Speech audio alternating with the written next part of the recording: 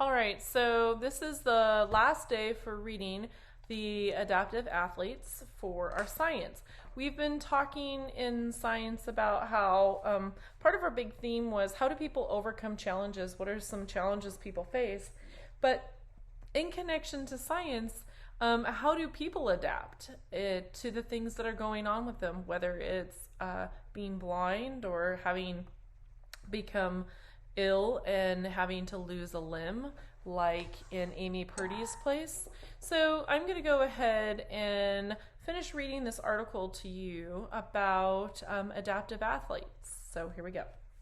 Oh, and I did post a video about Amy Purdy on our classroom website as an extension for the day, just to give you a heads up. So here we go. Amy's success inspired her to help others like herself. In 2005, she co-founded an organization called Adaptive Action Sports, which introduces people with physical challenges to sports like snowboarding. Amy worked tirelessly to have adaptive snowboarding included into the Winter Paralympics. In 2014, Amy's effort finally achieved the desired outcome when adaptive snowboarding made its debut as a Paralympic event in Sochi, Russia.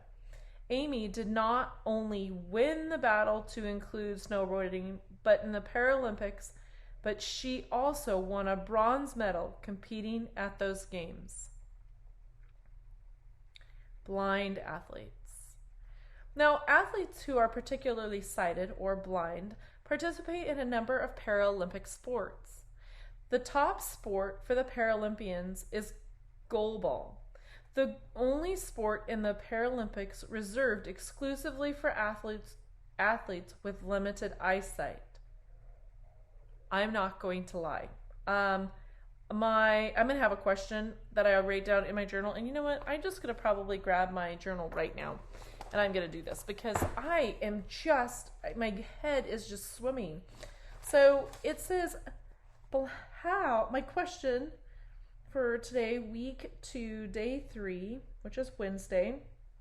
My question for number 1, how do blind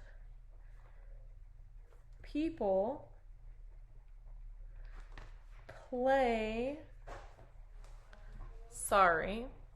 how do blind people play a game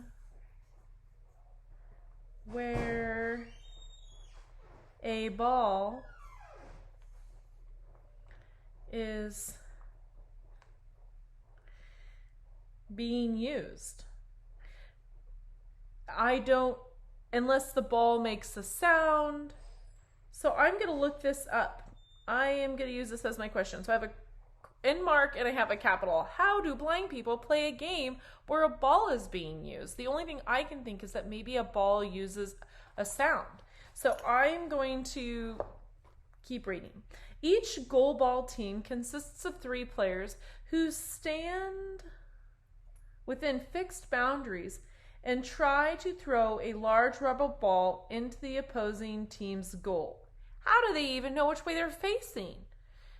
Oh, here you go. Jingling bells inside the ball cue players as to its location. All competitors must wear blackout masks so their vision is completely obscured. Wow. I don't know what this is. This is anyway, wow. So they have a bell with the ball. A bell in the ball. And that's how they play it. That's interesting. I did not know that. Sound is also used to help guide track and field athletes who are blind or particularly sighted. Unspoken information, clapping, and electronic signals provide cues to competitors who cannot see. Whenever such sounds are being used in an event, the spectators are required to maintain absolute silence. So this is the opposite of when you would be cheering for people. Because these people are blind, they have to have silence. Runners also have guide runners who run in a lane next to them. The 2 runners are usually connected by a tether fastened loosely with the around their waist. Or, sorry, wrist, not their waist. Glad I read that right. Track events longer than 400 meters allow a runner to have 2 alternating guides. In addition to receiving cues from the tether, runners may be aided by verbal information from their guide runner. That part blows my mind because this person is exceptionally good and this person has to keep up with that person who's exceptional runner. Is that not just crazy?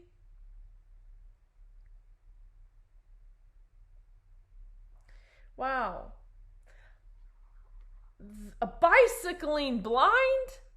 Oh my stars. A cycling event for visually impaired athlete chooses a 2-seated bicycle with a pilot in the front seat and the athlete pedaling the bike while the pilot stares at. Guides are also used in other Paralympic sports. 5 on a side soccer. Each team is allowed 1 guide who stands on the sidelines and shouts instructions to the players. The ball is equipped with a noise-making device so the players can locate its sound. Wow. Swimming events use people called tappers who stand at both ends of the pool holding a long pole. They use the pole to tap the swimmers as they approach the wall. Oh my gosh, because otherwise they would run into it. All swimmers must wear blackened goggles so that partially sighted swimmers do not have an advantage. You know, I am so glad they said this because I was watching the video of the Paralympics and there was a person who was wearing goggles and I thought, if you're blind, why do you need goggles? But I get it. They're blackened goggles. I'm going to put that. 2, a fact. Blind swimmers.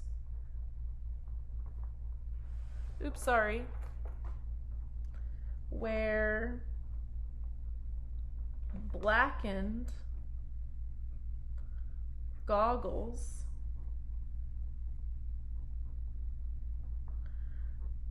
to make it equal for those who are partially blind.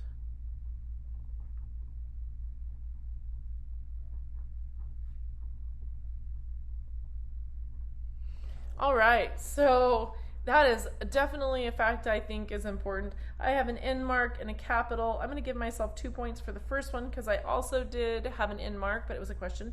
And I also have an end mark here. I will say up here, I'm going to just put a note. They put a bell in a ball. In the ball. Exclamation point. You know what? That's a capital and an end mark. That's going to be my other fact. So I get 2 points for that one as well. I think that's pretty important to know. The way they do play the game where a ball is being used is they put a bell in a ball so people can hear the ball moving. That's fascinating.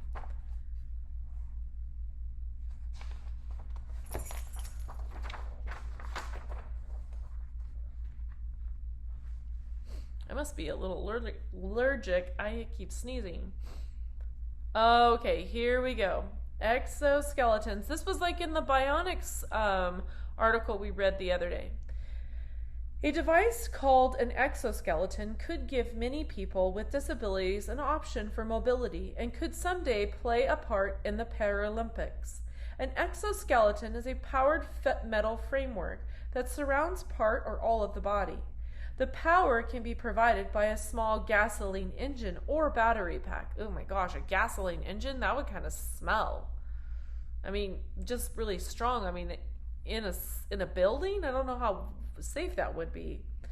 Full body exoskeletons are being developed for military use. The exoskeletons would enable a wearer to wield large weapons or carry heavy loads while on the move. This is for people in the military, not for the average person. Exoskeletons have other potential uses as well, such as allowing rescue workers to lift heavy debris. That'd be interesting. The exoskeleton, nicknamed EXO, is its public debut EXO at its public debut in London in October of 2011. Originally developed for military use, the EXO will now help people with spinal injuries to walk again. I'll have to look that up. Some exoskeletons, often referred to as a robotic legs, are worn only on the lower part of the body. They are designed to make it possible for people with paraplegia to walk. In 2011, a medal-winning Paralympic track and field athlete Dave McCallum of New Zealand purchased a set of robotic legs. Ooh, how much? Oh, I think I see it. McCallum had lost the use of his legs due to a spinal cord injury. With his $150,000 battery-powered robotic legs, McCallum took his first steps in more than 30 years. Wow. I bet he cried. I just say that because I would tear up just watching somebody who has never walked finally walk. Perhaps robotic legs will someday be a common sight at the Paralympics. So I am gonna add that part about the legs. 3. A man who had not walked in 30 years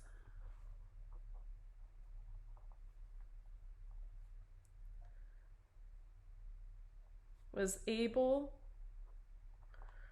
to use robotic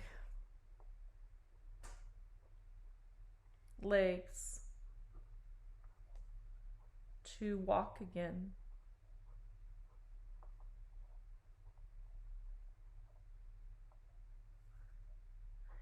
His robotic legs, oh, and I'm putting an exclamation on this one, cost $150,000! Exclamation point, holy smokes. So my first part, I have a capital and I have an end mark. I checked my spelling because my spelling came from the story. His robotic, again, that word is in the article. So I have a capital for his, and then I have an end mark, again, which is an exclamation point. So I have another 4 points because I have 2 sentences, 2 separate facts. So technically I'm done, but I am going to finish reading, and I actually have a question. I don't know if it'll answer it. So here we go for the last part. Achieving excellence. From its humble beginnings in 1948, the Paralympics, have grown to rival the Olympics in scope and spectacle. The Paralympic Games, just like the Olympic Games, offer an inspiring look at the human spirit at its best, showcasing top athletes achieving excellence in their chosen sports. Paralympic athletes are great examples of competitors who have been made able by their abilities rather than being hampered by their disabilities. Those abilities will shine at the Paralympic Games for years to come. I hope to watch the Paralympic sports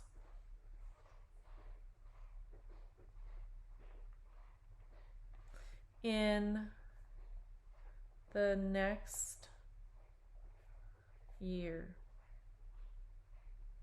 Exclamation point.